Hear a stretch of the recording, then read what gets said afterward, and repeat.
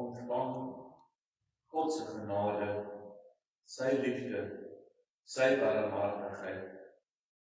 Elkeen van julle mag julle dit ontvang van God, Jesus Christus, sy Seun en die werking van die Heilige Gees. Amen. Ek gaan vir Marlene en Theo vra om so lank na vore te kom. Theo, ek gaan sommer vir jou eers vra om dan vir ons jou getuienis te kan lewer, Marlene kan so lank nader staan.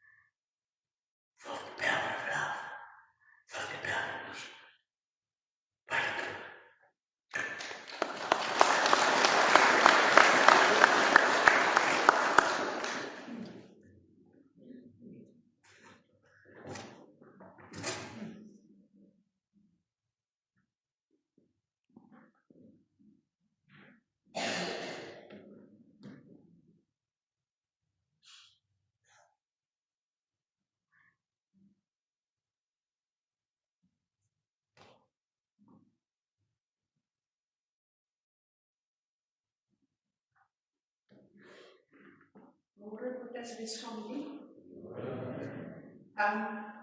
Ja, my godstorie wil ek vanoggend met julle deel. Maar voordat ek begin daarmee, direk na die diens, as julle klaar is hierso, in die saal, het ons vir julle tee en cupcakes voorberei. Soos elke jaar, want ons omgee diens, en is baie welkom, daar is genoeg, dat elkeen 'n cupcake kan kry, of wyntjie, almal weet wat cupcakes. Die idee is dat jy nie vir jouself 'n cupcake vat nie, maar jy vat een om vir iemand anders te gee, om jou omgee vir daai persoon te wys. So dis die idee agter die cupcakes. Ja, maar daar is ons genoeg vir almal. Jy het nog wat vergeet. Jy het gewag tot die einde toe. Ons glo daar is genoeg.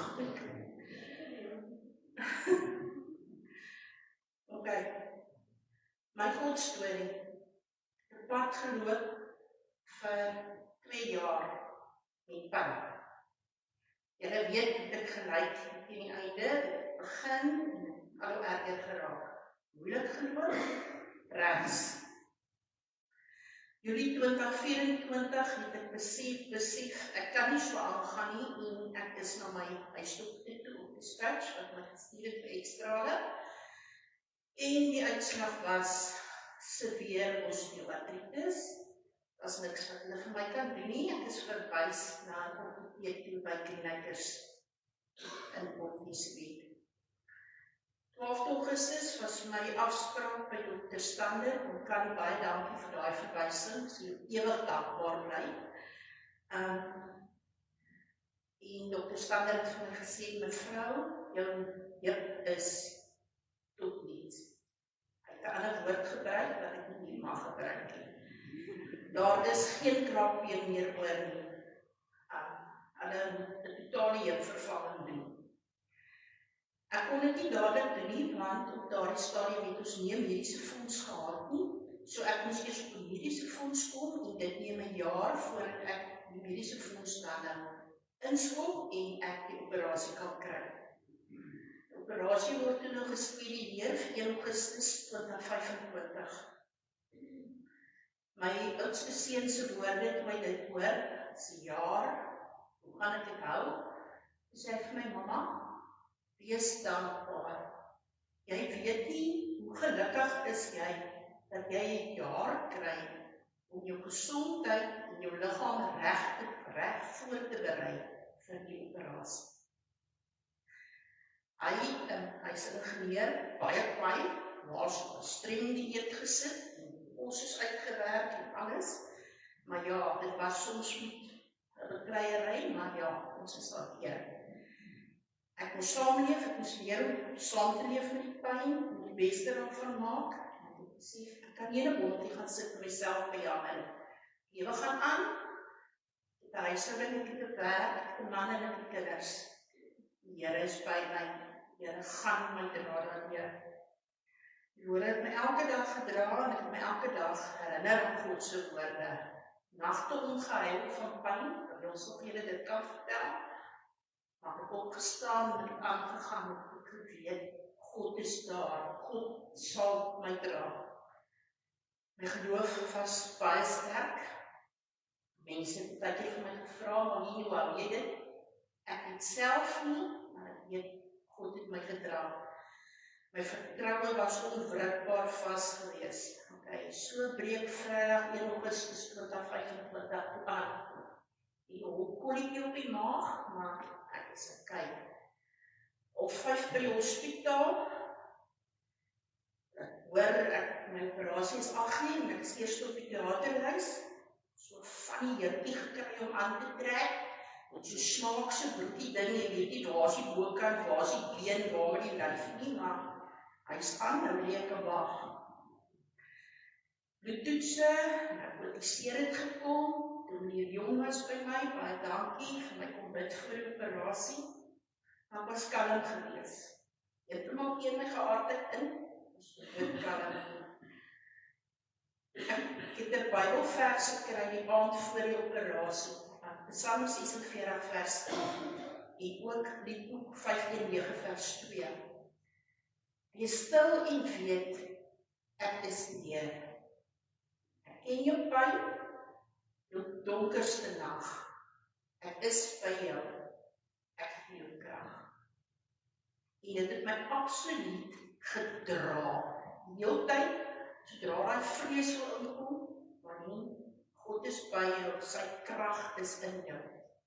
Het my kom Haalteater toe, uitgesluit, redelijk saamgestap tot by die theater weer, het omgegroet, glad nie tranerig, niks nie, doodnormaal, het is in. So 'n bietjie daarvoor geleen wag, en het my toe kom haal in theater toe. Toe moet ek oorklim op baie klein bedjies, julle weet, met hierdie van die jurkie en jy weet nie wat steek waar uit nie, so ek het gesê, ek sien die kans nie, tel julle my maar oor, wat hulle toe nou gedoen nie.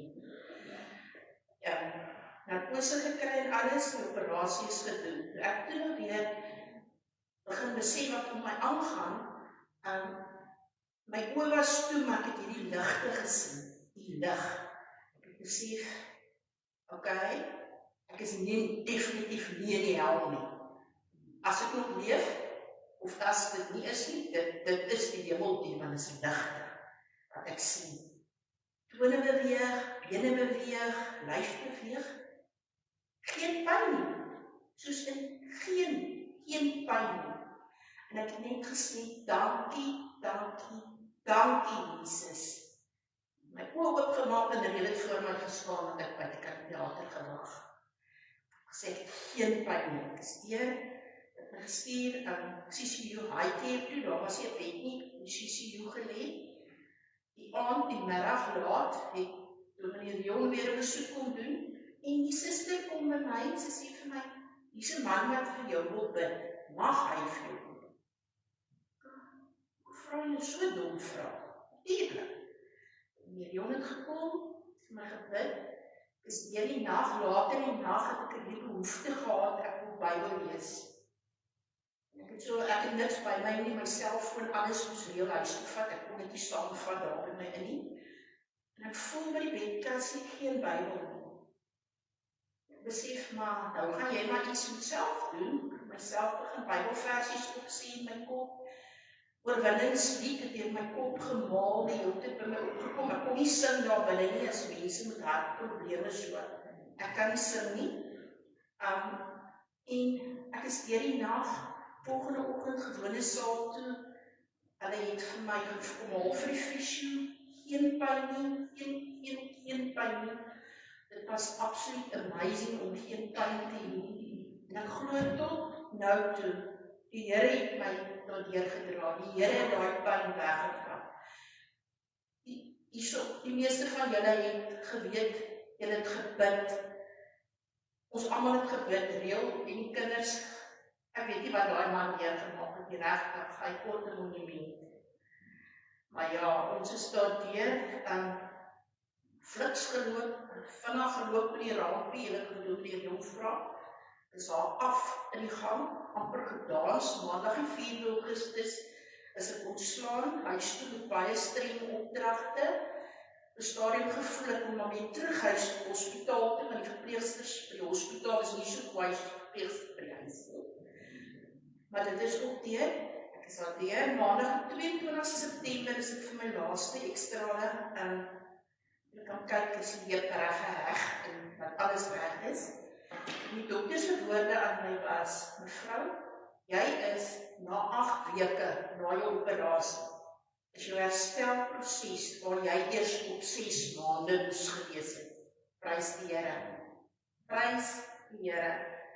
Ek loop, julle sien hoe loop ek, daar is nie probleme nie, ek moet nou maar versigtig wees tot early days, maar ja.